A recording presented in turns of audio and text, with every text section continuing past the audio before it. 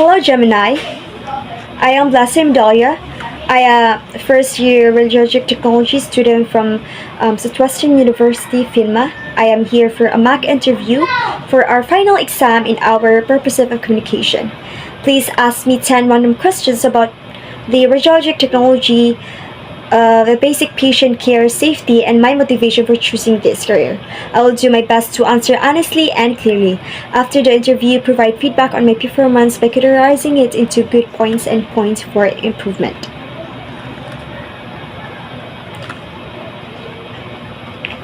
Hello, Blessing Dahlia. It's excellent that you're preparing with a mock interview for your Purposive Communication final exam.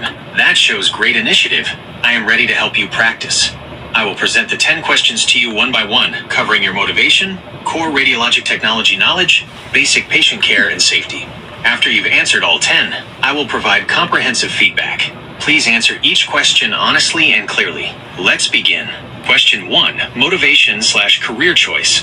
Why did you choose radiologic technology as your field of study, and what do you hope to contribute to the healthcare field after graduation?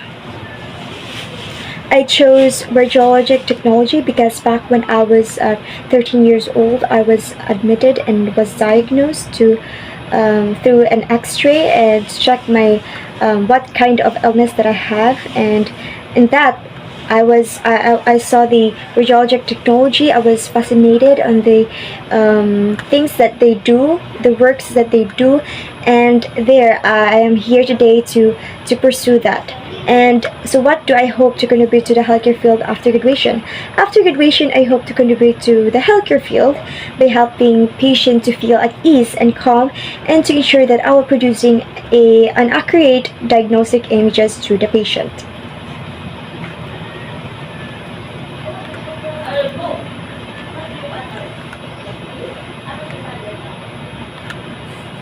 That is a wonderful and cohesive answer, Blessing.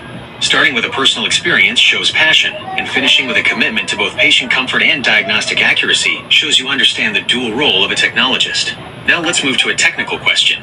Question 2. Radiologic technology understanding. Can you explain, in simple terms, the difference between a diagnostic X-ray and an ultrasound, and why a physician might choose one over the other? My answer in the question number 2 is that, in my understanding, a diagnostic X-ray uses ionizing radiation to create images, primarily focused on the structures like bone and foreign object because they absorb radiation. On the other hand, an ultrasound uses high-frequency sound waves, not radiation. To create a real-time images of like a soft tissue, for example, a liver or a fetus. A physician will choose an X-ray if to look for a fracture or a pneumonia, but they will choose an ultrasound to assess a blood flow or a checkup in a pregnancy.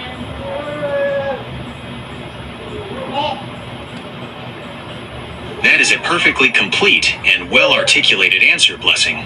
You successfully covered the energy source for each, ionizing radiation versus sound waves, the structures each is best for, bones versus soft tissue/fluids, the clinical choice a physician would make, fracture/pneumonia versus blood flow/pregnancy. Excellent work. Now let's address a crucial topic in your field, safety. Question 3, radiation safety. You are about to perform a portable chest X-ray on a patient who cannot stand. You notice that your lead apron has a small crack near the shoulder. What is your immediate course of action, and why?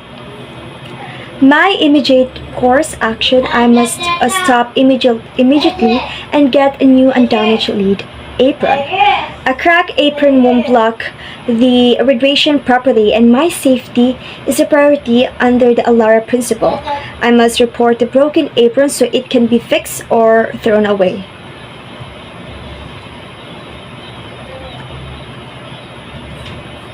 That is an absolutely correct and professional course of action, Blessing. You demonstrated a clear understanding of 1. Immediate safety, stopping the procedure.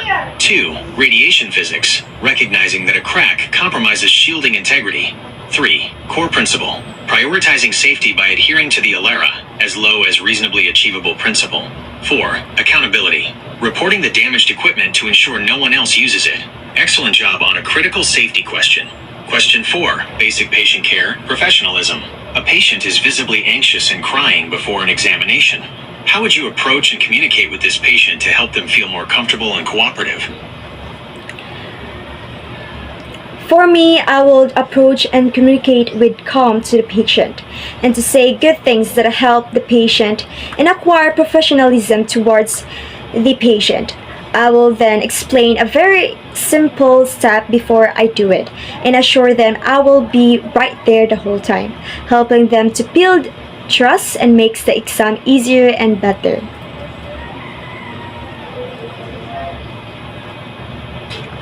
That is a compassionate and effective response, Blessing. Your approach correctly emphasizes 1. Calmness and professionalism, setting a reassuring tone. 2. Empathy, using positive communication to help the patient feel at ease. 3. Transparency, explaining simple steps before performing them, which builds trust and reduces fear of the unknown. 4. Support, assuring them you will be present throughout the procedure.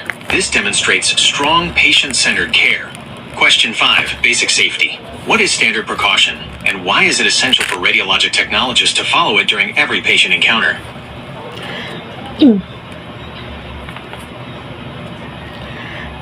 Standard precautions is the minimum infection prevention, a practice applied to all patient care. It's essential for technologies because we deals with various patients and following precautions like hand hygiene and using PPE to avoid transmitting infections to both the patient and the healthcare workers.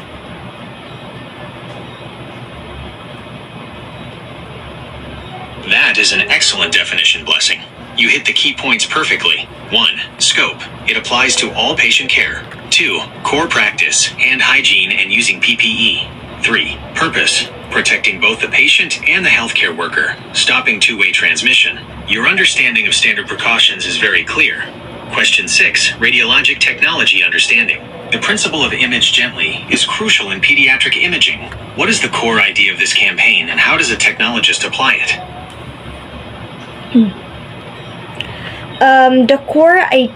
The core idea of the Image Gently campaign is to promote radiation protection and awareness in the imaging of children.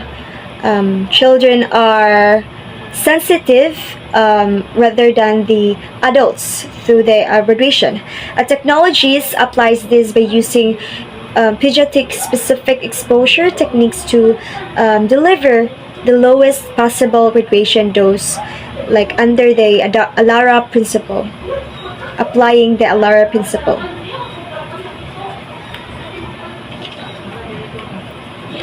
That is a perfect summary of the Image Gently campaign, Blessing. You have correctly identified 1. Core idea, using the lowest possible dose for children. 2. Rationale, children are more sensitive to radiation. 3. Application, using child-sized settings, pediatric-specific techniques, and adhering to the ALARA principle. You clearly understand your responsibility regarding pediatric dose reduction. Question 7. Ethics. If you overhear a colleague discussing confidential patient information in a public area of the hospital, what ethical principle is being violated, and what should you do? If I overhear a colleague discussing confidential patient information in a public area of the hospital, the ethical principle is what ethical principle is being violated and what should I do? So I should patient privacy and confidentiality are being violated. I will respectfully and tell my colleague and calmly remind them that we are in a public space and that patient information must be protected. If the behavior continues, I will tell the supervisor or the department manager following the hospital's protocols for reporting ethical violations.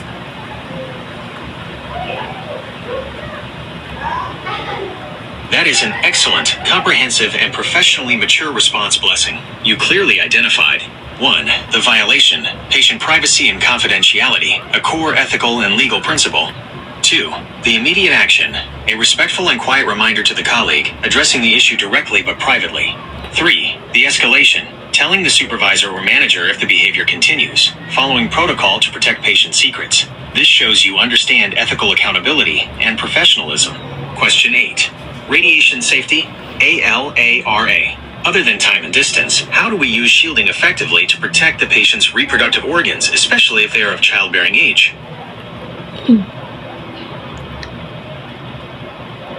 We use specific gonadal shielding made of lead material because the lead material is a protective material to cover the patient's reproductive organs. So I must make sure the shield does not cover the part the doctor needs to see.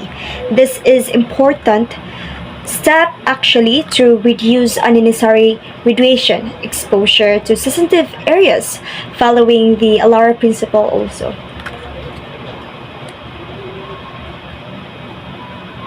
That is the correct and necessary application of the shielding principle. Blessing. You clearly stated 1. The material, using specific gonadal shielding made of lead. 2. The purpose, covering the patient's reproductive organs. 3. The key caveat, ensuring the shield does not cover the area of interest, the part the doctor needs to see. 4. The mandate, it directly supports the ALARA principle. Excellent. You understand how to practically apply radiation protection to the patient. Question 9. Basic patient care. What specific information should you verify with a patient before starting any radiographic procedure to ensure you are performing the correct exam on the correct person?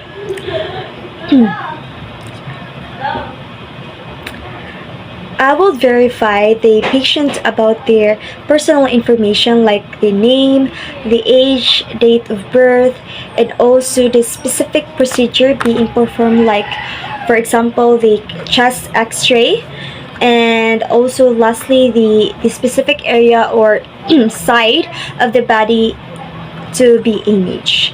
Verifying this is mandatory to prevent future medical errors.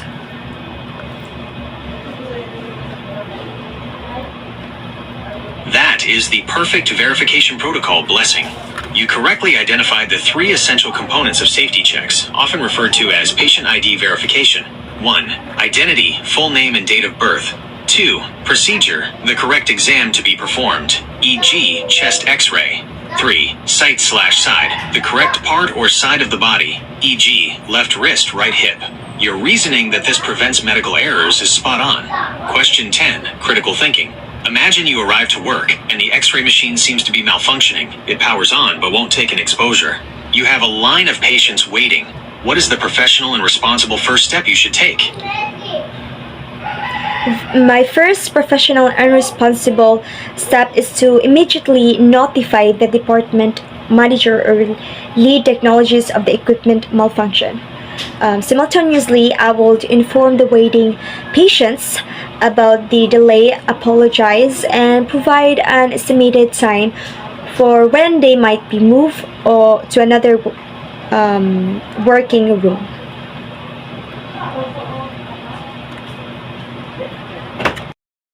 Is an outstanding and complete answer. Blessing. You demonstrated excellent critical thinking by correctly prioritizing 2 essential steps. 1.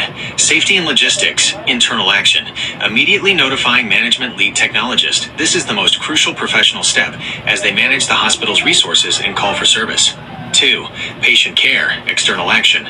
Informing, apologizing to, and giving a plan to the waiting patients, managing their expectations, and ensuring good customer service. You have successfully completed all 10 questions. Your performance was very strong. Interview feedback. Blessing Dahlia. Here is the constructive feedback on your mock interview performance, categorized into your strong points and areas for improvement, particularly regarding purposive communication. Good points, strengths in communication and content. Cohesive and personal motivation, Q1. You used a personal narrative, your own X-ray experience, to explain your career choice, which made your answer genuine and memorable. Clarity and technical explanations, Q2, Q6. Your explanation of X-ray versus ultrasound and the Image Gently campaign was simple, direct, and used the correct terminology, e.g., ionizing radiation, sound waves, soft tissue. This shows you can translate complex concepts clearly. Strong safety and ethical priority, Q3, Q7. Your immediate action regarding the cracked lead apron and your approach to the colleague discussing patient data were both textbook correct. You consistently cited fundamental principles like ALARA and confidentiality, which is essential for professional communication. Emphasis on patient-centered care, Q4. Your response to the anxious patient was empathetic and included the critical step of explaining before doing which is key to therapeutic communication.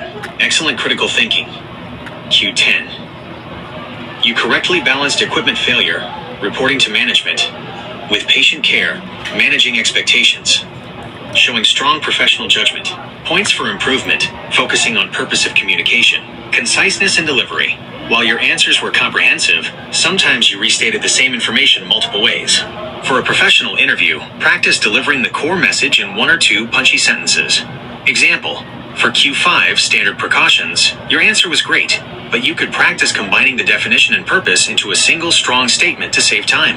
Maintain flow and confidence. At the start of the interview, there were several instances where you paused or asked me to restart. For the actual exam, practice your answers out loud a few times so the delivery is smoother, and you project confidence from the very first question. Complete the thought. In a few instances, Q1, Q2, you stopped mid-sentence before completing the full answer. In an interview setting, always take a moment before speaking to outline your 3 main points so you ensure you cover the entire question before pausing. Overall assessment, blessing, your understanding of the foundational knowledge, safety, ethics, technology is very strong. You are prepared in terms of content. For the purposive communication exam, focus now on refining the delivery, making your excellent answers smooth, confident, and highly concise. Do you have any questions about this feedback, or would you like to practice one of the questions again for delivery refinement? Done.